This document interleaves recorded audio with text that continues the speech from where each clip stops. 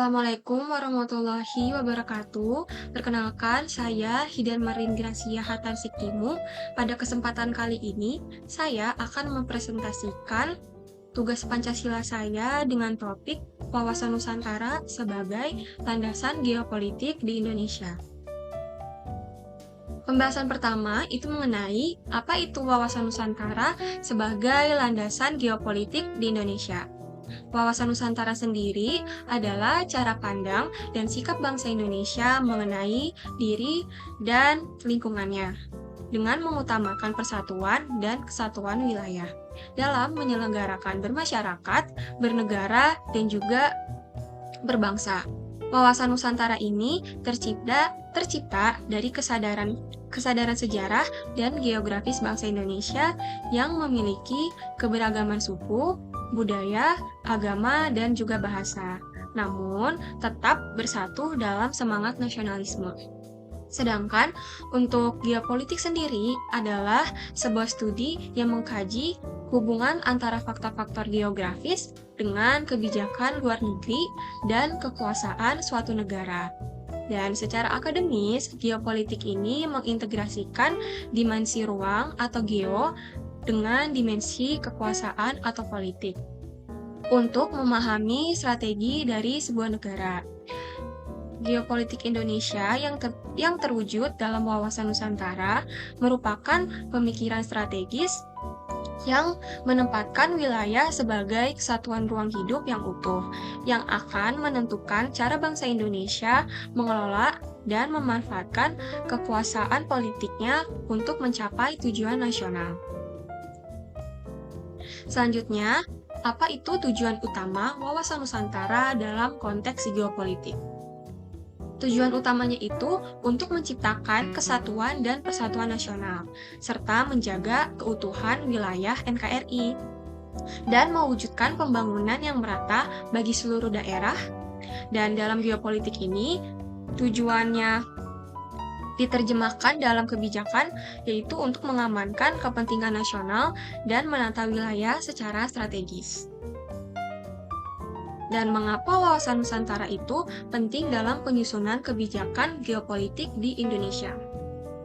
Karena untuk mengintegrasikan seluruh elemen bangsa dalam satu kesatuan politik, ekonomi, sosial, dan juga budaya, serta pertahanan dan keamanan. Dalam konteks pembangunan nasional, wawasan Nusantara menjadi strategi integrasi yang mampu memperkuat rasa kebangsaan, pemerataan pembangunan, serta menjaga keutuhan wilayah dari Sabang hingga Merauke.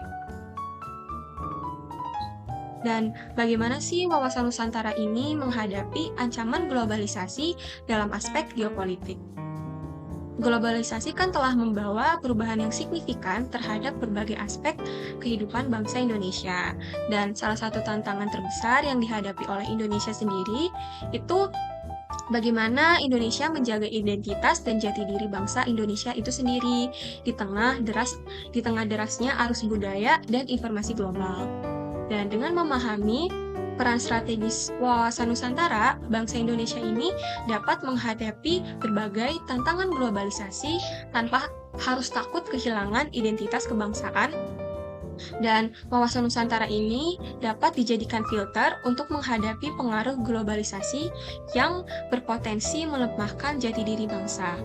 Dalam aspek geopolitik, hal ini dilakukan dengan memperkuat pertahanan maritim, menjaga sumber daya alam, memperkuat kebudayaan, dan membangun kemandirian ekonomi agar nantinya tidak bergantung pada negara lain. Yang terakhir, ada kesimpulan.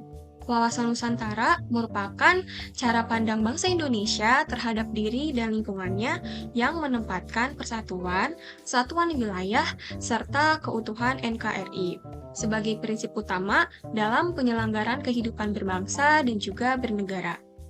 Dan konsep ini lahir dari pengalaman sejarah yang panjang, termasuk masa penjajahan sebagai konsepsi geopolitik Indonesia. Wawasan Nusantara ini didukung dengan adanya hukum-hukum yang kuat, mulai dari UUD 1945 hingga berbagai undang-undang yang mengatur wilayah darat, laut, udara, dan juga ruang angkasa Indonesia. Di tengah derasnya arus globalisasi ini, wawasan Nusantara bisa mempertahankan jati diri bangsa. Karena wawasan Nusantara ini dapat dijadikan strategi nasional yang berperan sebagai filter. Dan nantinya akan memperkuat pertahanan maritim, menjaga sumber daya alam, dan membangun kemandirian ekonomi. Dengan memahami dan menerapkan wawasan Nusantara secara konsisten, Indonesia dapat mempertahankan kedaulatan, memperkuat integrasi bangsa, serta memastikan posisinya sebagai negara kepulauan yang berdaulat dan berkepribadian di tengah dinamika global yang terus berkembang. Demikian presentasi dari saya, kurang lebihnya mohon maaf. Wassalamualaikum warahmatullahi wabarakatuh. Perkenalkan, saya Hidan Marlin Gracia Hatansiktimu dengan NIM 111251086. Di kesempatan kali ini, saya sebagai pewawancara ingin menanyakan kepada Sebiano Faro Aritonang mengenai wawasan Nusantara sebagai landasan geopolitik di Indonesia. Nah, pertanyaan yang pertama, kira-kira apa itu wawasan Nusantara sebagai landasan geopolitik di Indonesia? Mungkin menurut saya, wawasan Nusantara sebagai landasan geopolitik di Indonesia itu kayak cara pandang bangsa Indonesianya aja tentang persatuan dan keutuhan negara kepulauan yang menjadi dasar dalam menentukan kebijakan politik, pertahanan, pembangunan, dan hubungan antar wilayah. Oke, untuk pertanyaan yang kedua, apa tujuan utama wawasan Nusantara dalam konteks geopolitik? Tujuan utamanya udah pasti untuk menciptakan kesatuan dan persatuan nasional, menjaga keutuhan wilayah NKRI, serta mewujudkan pembangunan yang merata bagi seluruh daerah. Dalam geopolitik, tujuan ini diharapkan dapat mengamankan kepentingan nasional dan menata wilayah secara strategis. Untuk pertanyaan yang ketiga, kira-kira mengapa wawasan Nusantara penting dalam penyusunan kebijakan geopolitik di Indonesia? Ya karena Indonesia merupakan negara kepulauan terbesar di dunia, dan tentunya wawasan Nusantara memastikan seluruh kebijakan politik, ekonomi, sosial, dan pertahanan memperhatikan kesatuan wilayah dari Sabang sampai Merauke. Kebijakan geopolitik harus menjaga persatuan wilayah, kedaulatan, serta integrasi nasional. Dan untuk pertanyaan yang terakhir, bagaimana wawasan Nusantara menghadapi ancaman globalisasi dalam aspek geopolitik? Waduh, cukup berat nih. Ancaman globalisasi dalam aspek geopolitik. Mungkin menurut saya wawasan Nusantara dapat menjadi filter untuk menghadapi pengaruh globalisasi yang berpotensi melemahkan jati diri bangsa. Dalam aspek geopolitik, hal ini dilakukan dengan memperkuat pertahanan maritim, menjaga sumber daya alam, memperkuat kebudayaan nasional, dan membangun kemandirian ekonomi agar tidak bergantung pada negara lain. Oke, baik, terima kasih atas jawaban yang telah disampaikan. Saya sebagai pewawancara sangat berterima kasih kepada narasumber yang telah menyempatkan waktunya. Terima kasih.